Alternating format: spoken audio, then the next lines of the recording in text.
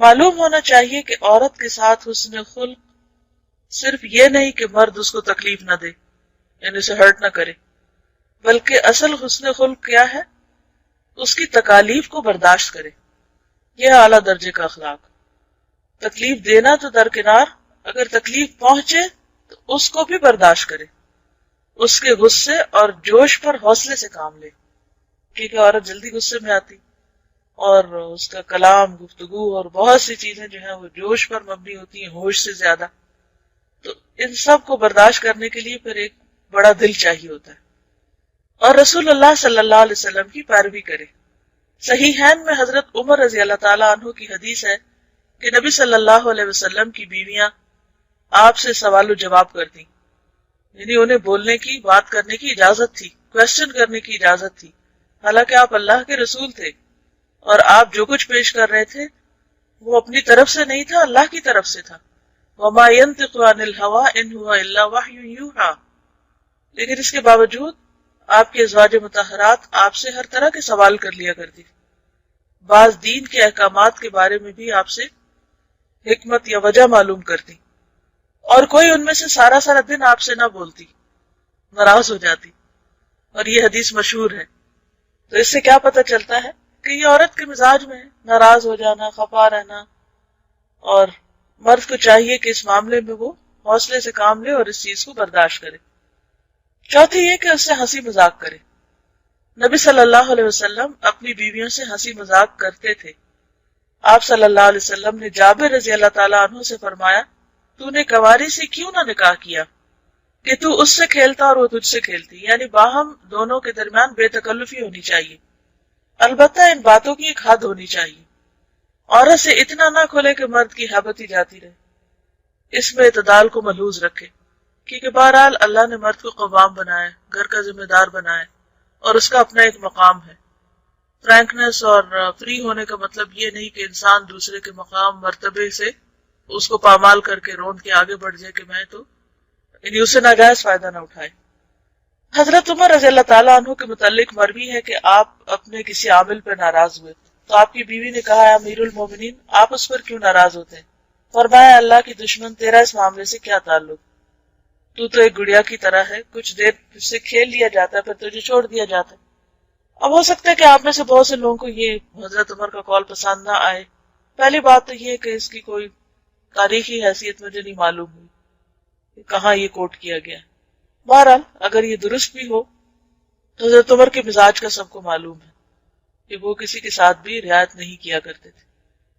پھر یہ کہ وہ اپنے کسی عامل پر ناراض ہو رہے ہیں تو ظاہر ہے کہ یہ حکومت کا معاملہ ہے، اور خواتین عام طور پر ایسے معاملات کی گہرائی کو نہیں پہنچتی. تو جب بیوی نے اعتراض کیا تو انہیں یہ اعتراض اچھا نہ لگا اور وہ غصے میں آ گئے، اور آگے جو کچھ انہوں نے کہا وہ غصے میں کہا. اب اگر غصے میں ایک شخص کا کوئی کلام نقل کیا جاتا ہے تو ضروری نہیں کہ وہ کلام حجت ہو اور اس کو انسان بنیاد بنا لے اپنے باقی اعمال کی. یہ کوئی نبی صلی اللہ علیہ وسلم کی حدیث نہیں ہے. اور ویسے بھی آپ کو معلوم ہے کہ عربوں کے ہاں دور جاہلیت میں عورت کے ساتھ کس قسم کا سلوک کیا جاتا تھا، اس کی کیا ویلیو تھی. اسلام نے آ کر اس کو عزت اور مقام دیا اور ماں کے قدموں تلے جنت رکھی. تو یہ حضرت عمر کا قول جو ہے، یہ حضرت عمر ہی کا قول ہے، یعنی حضرت عمر کا قول ہے، ایک صحابی کا قول ہے اور ان کی اپنی ذاتی رائے. اس کو سامنے رکھ کر اگر یہ کہا جائے کہ عورت کا تو اسلام میں کوئی مقام نہیں اور اس کا تو مرتبہ بھی بڑا حقیر ہے اور وہ تو بس ایک ایسے ہی کھیل کی چیز ہے، تو ان باتوں کو بہت زیادہ اہمیت نہیں دینی چاہیے. بنیادی طور پر یہ دیکھنا چاہیے کہ قرآن و سنت میں عورت کا مقام کیا ہے، یا اسے کیا حیثیت دی. اگر ازواج مطہرات نبی صلی اللہ علیہ وسلم سے طرح طرح کے سوال کر سکتی تھی تو اس سے بڑی کیا مثال ہوگی. اور ان کو اپنے جذبات کے اظہار کی آزادی تھی، اپنے ذہنی صلاحیتوں کو استعمال کرنے کی اجازت تھی، تو پھر اس سے بڑی مثال اور کیا ہوگی، اس سے بہتر اسوہ حسنہ کیا ہوگا.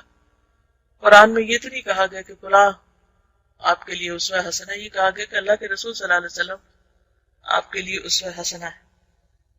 پانچویں یہ کہ غیرت میں اعتدال رکھے، اور وہ یہ ہے کہ ان ابتدائی چیزوں سے بھی بے خبر نہ رہے جن کا انجام تباہی ہو، اور حد سے بڑھ کر بدزنی بھی نہ کرے. یعنی عورت کے معاملے میں بہت زیادہ پوزیسو بھی نہ ہو کہ کسی سے بات ہی نہ کرنے دے، حتیٰ کہ ماں باپ سے بھی بات کرنا بند کرا دے۔ بعض مردوں کو دیکھا گیا ہے کہ وہ بیوی کے معاملے میں اتنے پوزیسو ہوتے ہیں کہ وہ اس کو اس کے بہن بھائیوں سے بھی، رشتہ داروں سے بھی کاٹ کے رکھ دیتے، حتیٰ کہ ماں باپ تک سے بات نہیں کرنے دیتے۔ حالانکہ اگر غور کیا جائے تو یہ وہی لڑکی ہے کہ جس کو انہی ماں باپ نے پالا اور وہ انہی بہن بھائیوں کے ساتھ ایک گھر میں پل کے جوان ہوئی، تو اگر اس کو بگڑنا تھا تو وہ پہلے ہی بگڑ کر آتا۔ اب ضروری تو نہیں کہ شادی کے بعد ہی وہ بگڑ جائے گی یا بگاڑ دی جائے گی، کہ سب سے کاٹ کر وہ صرف ایک خاص قید خانے کی سی زندگی سے بسر کرنے پہ مجبور کیا جائے۔ تو ہر چیز اب اعتدال میں ہی خوبصورت لگتی، یعنی نہ تو عورت کو مرد اتنی کھلی چھٹی دے دے کہ دوسرے لوگ اس پہ حاوی ہو جائیں، اس کے حسن کی وجہ سے یا اس کے انداز کی وجہ سے اس کو کسی طرح کا کوئی نقصان پہنچانے کی کوشش کرے، یعنی شوہر کی ذمہ داریوں میں سے ایک ذمہ داری کو اپنی بیوی کو پروٹیکٹ کرے اور ہر طرح کی ہارمفل نظروں سے، نگاہوں سے اور ممکنہ خطرات سے محفوظ رکھے، لیکن اس معاملے میں بدگمانی نہ کرے، بدزنی نہ کرے، اور پھر بدزن ہونے میں عورت ہی کو بلیم نہ کرے۔ یعنی بعد مرد بیوی کو پردہ بھی نہیں کرنے دیتے، اور اگر کسی مخلوط مجلس میں اس کو لے جاتے ہیں تو ان کا سارا غصہ، یہ ساری نظریں بیوی پر ہی ہوتی، خود چاہے جس سے مرضی باتیں کریں ہنس ہنس کر، لیکن اگر بیوی کسی سے بات کر لے تو وہ ان کو بڑا ناگوار ہوتا ہے۔ حالانکہ بات یہ ہے کہ وہ خود اللہ کے دین کی، اللہ کی حدود کو توڑ رہے ہوتے ہیں اور اللہ کی حدوں کی نافرمانی کر رہے ہوتے ہیں۔ نبی صلی اللہ علیہ وسلم نے سفر سے رات کو اپنے گھر آنے سے منع فرمایا، یعنی اچانک چھاپا نہ مارا جائے کہ پتہ نہیں کیا کر رہی ہوگی تو چل کے دیکھتے ہیں، یا چھپ چھپ کے دیکھے، یا اس کی چیزوں کو کھول کھول کر دیکھے، یا تجسس کرے، یا کسی اور سے پوچھے۔ بعض گھروں میں فساد اس وجہ سے ہوتا ہے کہ شوہر اور بیوی کے بیچ میں جب دوسرے لوگ آتے ہیں اور شوہر بیوی سے کچھ پوچھنے کی بجائے دوسرے لوگوں سے پوچھتا ہے، اچھا آج گھر میں کون آیا تھا، اچھا یہ کہاں گئی تھی، اچھا یہ فون پہ کس سے باتیں کر رہی تھی، یا یہ کہ اس کے فون ریکارڈ کرنا شروع کر دے، یا اس کے خط پڑھنے شروع کر دے، یا اس کی کوئی ڈائریز کھول کے پڑھے، تو ہو سکتا ہے کہ اس میں کوئی ایسی بات ہو کہ جس کا کانٹیکٹ کسی کو پتہ ہی نہ ہو، تو اس سے بہت سے فسادات ہو سکتے ہیں۔